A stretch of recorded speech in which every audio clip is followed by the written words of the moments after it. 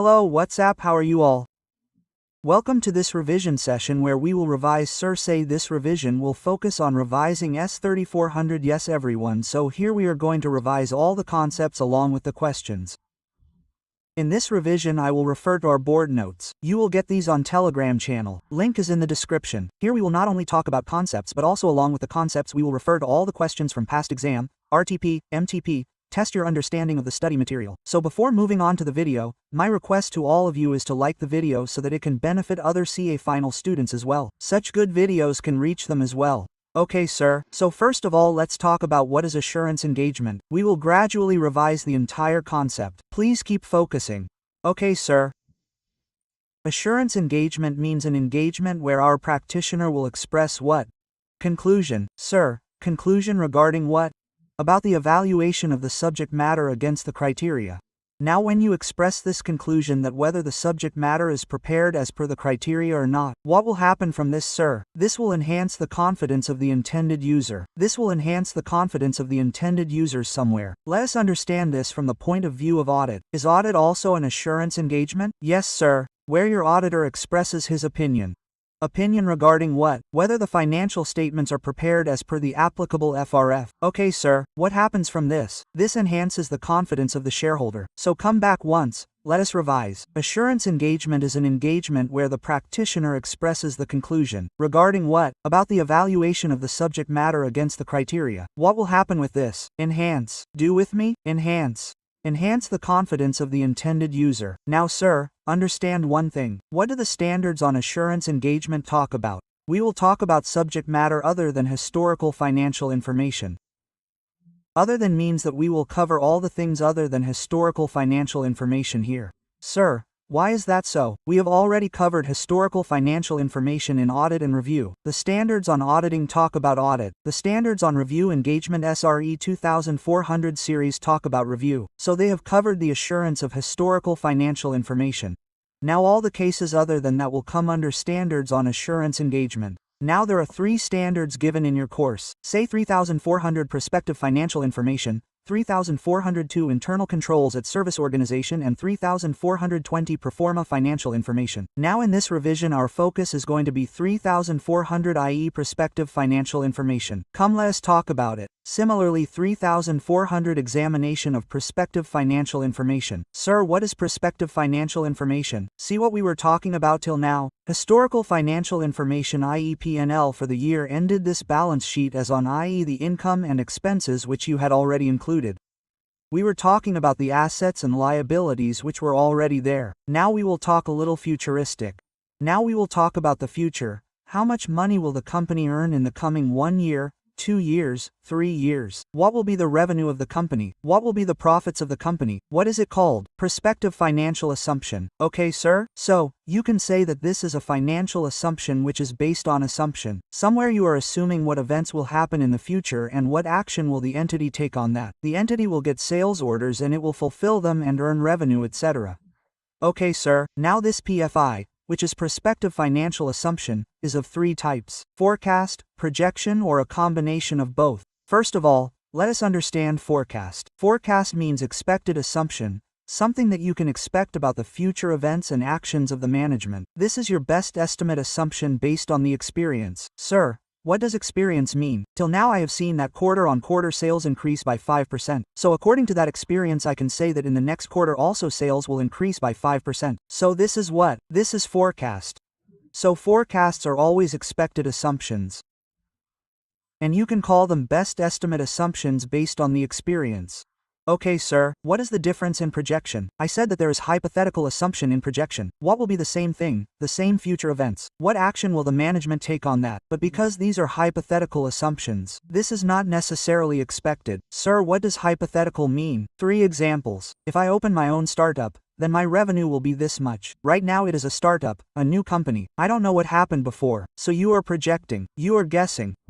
Then launch of a new product. Sir, launch of a new product means that I will bring a new product and it will grow by 10% in the market. Till date, there was no product, so I did not know what would happen, but now that I have brought it, I feel that there will be 10% growth. Then I will set up a new plant. So when I set up a new plant, what will be its projected cash flow for 7 years? So let me tell you, All these are fabricated stories. All the fabricated stories are nothing. These are hypothetical assumptions. Or yours can be a mix of both. That is, you made a forecast for 2 years and a projection for 3 years. So you have to keep these definitions in mind because we also have questions on this in the question bank. If I talk about forecast, then what is forecast? Sir, forecast is your expected assumption that these events will happen in the future and the entity will take this action on it. Okay, sir, so you can say that these are the best estimate assumptions based on the experience. Then when I talk about projection, it is the same definition. Only the name of assumption will change. You will say hypothetical assumption. Hypothetical assumption about the future events and management actions. Okay, sir, which is not necessarily expected, and you can say a combination of both of them. Is everything clear till here? Yes, sir. Quickly go to your notes. Come.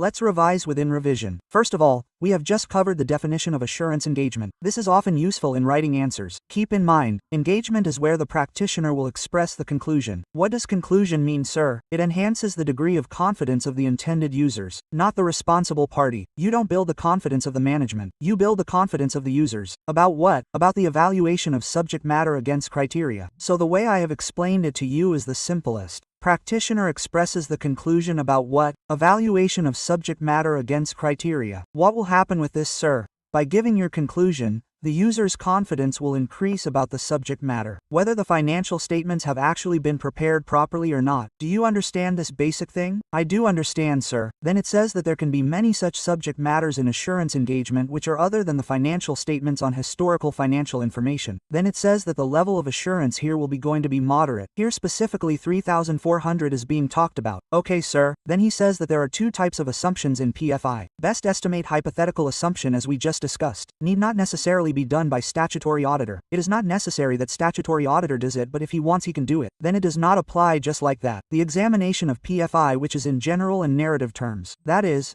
big talks of management about how the entity will grow in future, which becomes a part of management discussion and analysis in the annual report. Then come the definition of PFI. It is a financial information which is based on what? Assumption. Let me tell you that in this whole standard the main game is of assumptions. You should understand that we have historical financial information. Yes, sir. If I have to go from historical financial information to prospective financial information, then through what will I go? I will go through assumptions. Somewhere I need to take the help of assumption. So assumptions about the events and actions by the entity. Okay, sir. Then prospective financial assumptions can be the form of forecast, projection, and combination. What is forecast, sir? Are expected assumptions about the events, expected actions expected on the basis of which you have prepared the PFI. You can call it best estimate assumptions which are based on anticipated experience. Then comes projections, hypothetical assumptions about the events and actions not necessarily expected, in a mix of both. You can read these examples once and then move on. Then comes management responsibility for preparation and presentation of PFI. Sir, what is the responsibility of management? Everyone please focus here. Look here.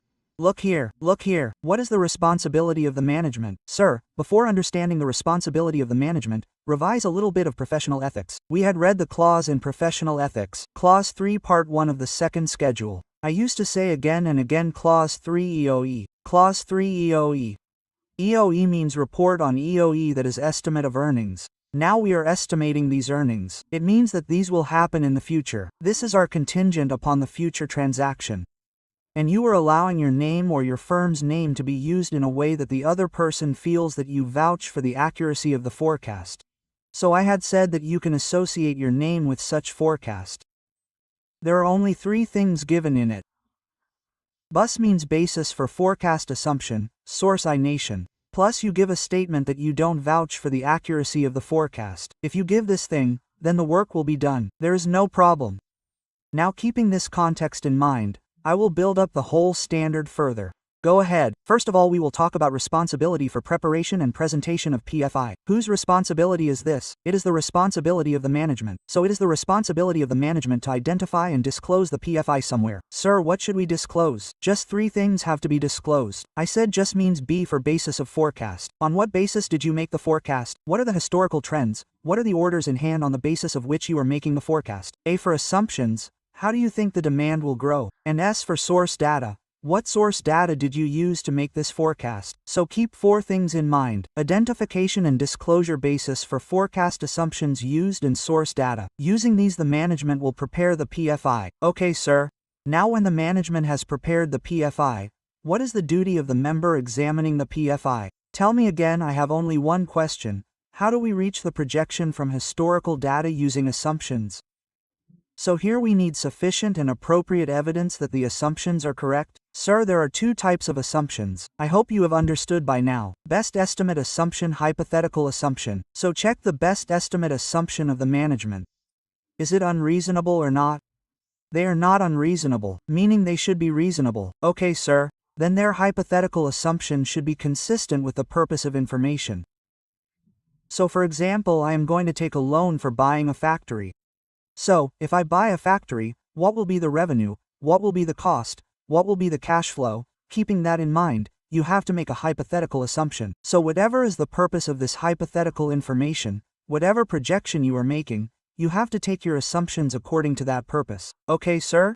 When your assumptions are correct, then make it. Sir, what should you make? Make a PFI. So PFI should be properly prepared on the basis of assumption. Well, will you make it only on the basis of assumption, or will you have to apply the accounting principles of FRF as well? Sir, they have to be applied as well. It should be on a consistent basis with the historical financial statements using appropriate accounting principles. Appropriate accounting principles means that if I have a projected P&L, the depreciation in it will be as per the Companies Act rather than the Income Tax Act. So you have to follow the proper accounting principles as well. Two things are done. If assumptions are okay, then make them. And when you made them, I said tell me. Sir, what should I tell? Hey, tell the users which assumptions have been used. So PFI should be presented and all the material assumptions should be disclosed, indicating which is the best estimate and which is the hypothetical assumption. Do you understand this sweet thing? I do, sir. So, it is a very lovely topic. You have to deal with it in the same way. Come once. Let us quickly see from the book what topics we have covered. Preparation and presentation of PFI is done. Can a professional accountant be associated with PFI? This is what I told you. Clause 3 EOE. You are guilty of professional misconduct if you permit your name or the name of the firm to be used in connection with an EOE. Estimate of earnings which are contingent upon the future transaction, due to which the other person believes that you are vouching for the accuracy of the forecast. You are not an astrologer. You cannot vouch. So what to do? I said CA can help in the preparation of profit forecast and financial forecast, and he can also review it. There should be only three things in it. Basis means basis of forecast, assumptions and source assumptions, and he does not vouch for the accuracy of forecast. The same thing applies for forecast, and there is no problem with hypothetical assumptions. Then comes the duties of the member examining PFI. What will you check first? Assumption. Whatever is the best estimate assumptions,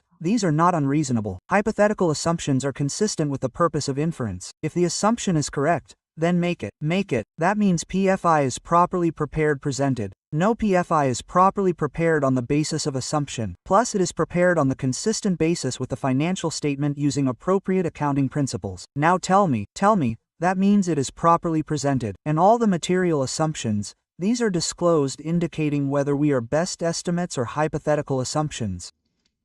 Tell me, is it clear? Is it clear, sir? So you have to keep these sweet talks in mind.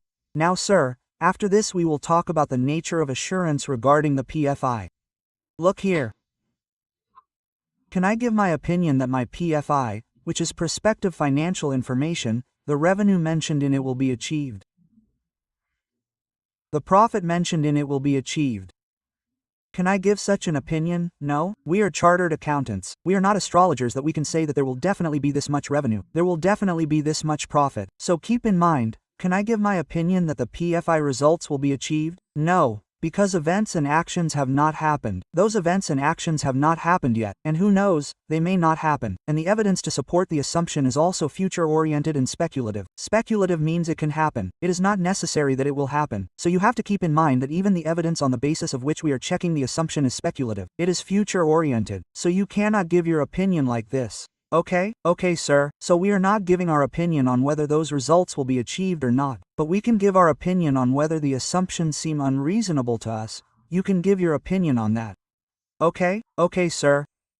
Now the question arises that what precautions should be considered before accepting such engagement. So I said, first of all, brother, do this and that. Sir, what is happening? My hands are trembling. I said, why, sir? Historical financial information is checked at least. Why is it checked? Because evidence is available for that. Sir, this is futuristic information. How do we know whether things will be achieved or not? So we are a little scared. I said, Don't worry, check it a little. Why are we getting it made? So you understand the purpose from them. What is the purpose of making the PFI? So you understand from them. Intended use of the information. Where will you take this information? Do you need a bank loan? Do you want to raise equity? Understand the intended use. Okay, sir. Intended use means are you going to distribute it to everyone or it will be limited distribution? So connect both the points and move ahead. What first? Intended use by ya. To whom will you give this report? Will you distribute it to everyone, or limited distribution? When you are comfortable with both these things, then check 3 things. Sir, what? First of all, period covered by PFI. For the next 5 years, for 10 years. Elements to be included. That's it, sir. Now we know that there are 3 things. Basis for forecast, assumptions and source I-nation. And then see the nature of assumption, best estimate or hypothetical assumption. When you are comfortable with these 5 things, then I told you to take a pen and sign the engagement letter. This was the point here. Precautions before accepting the engagement. So first came the intended use, i.e. limited and general distribution. When you were satisfied with this, you took a pen and signed it. Pen, i.e. period to be covered. Elements to be included in the PFI and lastly, nature of the assumption. Okay? You have to be comfortable with these 5 things. So, look once what all is mentioned here. Precautions to be taken by the auditor before accepting such engagement. Before you accept an engagement to examine the PFI, you have to consider what was our point first of all, intended use.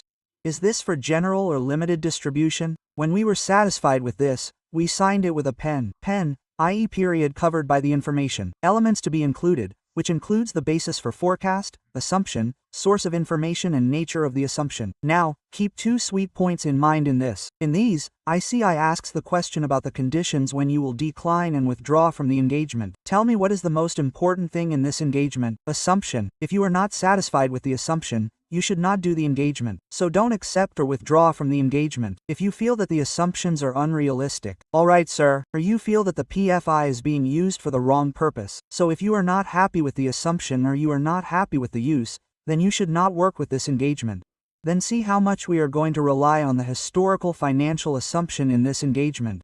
Now, sir, how do we formalize the terms of this engagement? How do we formalize these terms? I said nothing. Record the terms in the engagement letter. If you write it in the engagement letter, there is no problem. Do you understand this basic point? Yes, sir. Then let's move on to the next topic, examination procedure. Before the examination procedure, can you ask a good question? Yes, sir. Ask a question. I said, come with me. Let's do question number 3. You will be happy to see question number 3. Study material RTP November 24th. You are given an engagement. You are an auditor. You are being asked to examine PFI. What factors will you consider before accepting the engagement? So, you have to look at the 5 factors that I told you. Intended use, general and limited distribution and the 3 points of the pen. Okay, sir. Then he says, under what conditions will you decline or withdraw this engagement? So what did I say? I am not happy with the admission or I am not happy with the intended use. And lastly, how will you formalize the terms? I said, for formalization, we can agree to a written engagement letter. Okay, friends? Okay, sir. Now come to the next topic. Nature, timing and extent of examination procedure. That is, as a practitioner, as an auditor, how much checking do we have to do here? On which matters will it depend? I said, it will depend on 3 matters. How is the engagement team? How is the management and how is the business? I said, how is the engagement team? That is, you see, the knowledge and experience of the engagement team with respect to true engagement. If the engagement team is knowledgeable, experienced, it means the poor guys will not have to work hard. They will do all the work quickly, smartly. So, acquire knowledge in previous engagement, experience with the business and industry and reporting on PFI. So if you have good knowledge and experience, then there is no need to worry. Then you will see how competent the management is in preparing the PFI. If it is competent, then there will be less testing. Then see how much the management's judgment is involved. If the judgment is more involved, then you will also have to do more testing to see whether the judgment is actually good or bad. And lastly, you have to look at the business point stability of the entity's business. If there is a stable business, there is a growth of 5% every quarter. You can assume that there is a growth of 20% every year. Then there is no problem in PFI. There will be a growth of 20% in future as well. There is no need to worry. So these are the 5 points you have to consider. Tell me the points of the engagement team. First of all, knowledge which has been gained in the previous engagement, experience with such type of business, industry and reporting on PFI. Then we will talk about management's competence in preparing the PFI, how much PFI is affected by the management judgment, and in the last we will talk about stability of entity's business. Okay? Okay, sir. So this is your next topic. Come, revision within revision. When determining the essence of examination procedure, you have to see these matters. First of all, tell me which matters were there. Sir, Green matters of engagement team. Knowledge of engagement team in the previous engagement. Experience with the business industry and reporting on PFI. Very good. Management's competence and management's judgment. And in the last, stability of the business. Read the rest of the points. What are the chances of material misstatement? And what is the source of I-nation? If you feel that there are more chances of material misstatement, then you will have to do more testing. Okay? Okay, sir. Well, we have questions on this topic as well. You are being told that you have to examine PFI. What are the important matters that you will consider in deciding the nature, timing, and extent of procedure? So, the matters that I just taught you, you have to cover these matters only. Is it clear? Is it clear, sir? After this, we will move on to the last topic. Presentation and disclosure. Sir, in presentation and disclosure, you just have to see that many things should be disclosed. Come once and do all the points, then I will give you its technique. First of all, you have to see what is disclosed. Accounting policy, whatever accounting policy there is, should be disclosed. So it is there in normal historical financial statements as well. It should be there here as well. Then sir, after this whatever your assumptions are, i.e. whatever your best estimate assumptions are, hypothetical assumptions, you should disclose them. Whatever material areas you have applied assumptions in or you feel there is a high degree of uncertainty, you don't know whether it will be achieved or not, then you will disclose that. Apart from this, if there is a change in the accounting policy from the recent historical financial statements, you have to disclose the reason for that change as well. Very good. Then you have to disclose the date on which the PFI is prepared because on this day we will consider the assumptions as appropriate, and finally you have to see that whatever presentation is there is innovative. There is no misleading thing in it. So tell me, when did we talk about presentation and disclosure? Sir, when we were in nursery class. In the nursery class, when the teacher was showing ABCD, we used to see in ABCD that our presentation should be the best. Write A very well, write B very well, write C very well. So whenever a question comes on presentation and disclosure, what will be our points? ABCDE disclose the A for accounting policy. Now those days are gone when we used to say A for apple, B for ball, C for meow. Now we will say A for accounting policy, B for best estimate and hypothetical assumption. They should be disclosed. C for change in the accounting policy disclosed. D for date. Sir, the date is not that one, but this one. The date on which the PFI is prepared because on this day we will consider assumptions to be appropriate, and E for misleading, it is not misleading, that is, the presentation should be proper. Sir, there is a question on this as well. Yes, there is a question on this as well. Question number 5. All children look at question number 5 from November 24th exam. A company approaches CAS to provide assurance on PFI and assesses the presentation and disclosure. What will you say if the presentation and disclosure of PFI is discussed? ABCDE. So I hope you will get all the points here. A for accounting policy, that should be clearly disclosed. B for best estimate hypothetical assumption, they should be disclosed. C for change in the accounting policy should be disclosed. D for date on which PF is prepared should be disclosed, and E for it should not be misleading. Misleading. Sir, don't sing sorry. Then comes the report on PFI. You will not find anything special in this. Come, let us quickly go through it. First of all, the title, address or identification of PFI will come. Then tell us according to which SE you worked. Management is responsible for making PFI, including the assumptions. Then you can talk about what was the purpose of making PFI. Plus here we will restrict the distribution to the people for whom PFI has been made. Then you talk about your examination procedures, and we will give negative assurance here. Negative assurance means we did not find any fault in the examinations. Okay, sir. Then you talk about your opinion that whatever PFI is there, whether it is properly prepared on the basis of assumptions and presented as applicable FRF, then whatever caveats you have to give about the results, whether the results will be achieved or not, you can tell those terms and conditions caveats. Date, place and signature. So read these things once and then go. Now sir, here you have to keep some basic things in mind. Okay, sir. First of all, what will you say in your report? Based on the examination of evidence supporting the assumptions. Did you find anything that the assumptions are not reasonable? Okay, sir. Then give your opinion that if the assumptions are correct, then whether PFI is properly prepared on the basis of assumptions. So first you told about the assumptions that according to whatever examination you did you find anything like that? That assumptions are not unreasonable. Then after that give your opinion whether PFI is properly prepared on the basis of assumptions. Then sir, what is this? This is a very simple thing. Tell me one thing, the revenue that is written in PFI, will it actually be achieved? The answer is no. So you should tell the users that the actual results can be different from the PFI. Okay, it is possible that the events you are expecting may not happen, and the variation between the expectation and actual event that can be material. Alright sir, and when you are expressing PFI as a range that the company's revenue can be from 10 crores to 15 crores, then it is possible that the actual result may not come within the range. It is possible that the actual result may not come within the range. The actual revenue may not be between 10 to 15 crores, it may either be more than 15 crores, or it may be less than 10 crores. So we do not know what will happen in the future. We just looked at the assumptions and we did not find anything wrong in the assumptions. Alright sir, if you are making a projection which has hypothetical assumptions etc., then say that it is possible that the events and actions are not necessarily expected. Who knows whether it is or not? And we are warning the readers. Be careful, be cautious that this PFI should not be used for the purpose other than mentioned in the intended use. So for the use for which we have made PFI, for example, for giving loans to bankers, it should not be used for any other purpose. So just read these basic points in the end and move on. That should be more than enough. Okay sir, then after this, some basic points have been given. What will you do if you are not happy with PFI? So I said it is a simple thing. If you feel that the presentation and disclosure is not proper, then in such a case, what should you give here? Qualified and adverse opinion, or you can also withdraw from the engagement. Okay sir. The second thing is that you feel that the assumptions are not reasonable. So explain logically.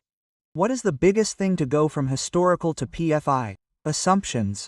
If assumptions are bad, the impact will be material and pervasive. Material and pervasive. That is, if assumptions are bad, should I say that the entire PFI is bad? Yes sir, so when the entire PFI is bad, will you give a qualified opinion? No, simply adverse opinion. So if you feel that you are not satisfied with whatever assumptions there are, whether it is best estimate assumption or hypothetical assumption, if you feel that this is not reasonable, then in such a case give adverse opinion or withdraw. So look, the withdrawal thing has been done in both the cases. You can withdraw in both the cases. There is no problem. Then after this, if the management precludes you from the application of procedure, preclude means you are not being allowed to take sufficient and appropriate evidence. There is limitation on scope. So in limitation on scope only two opinions can be formed, qualified and disclaimer. We have already learned this thing in SAW 705.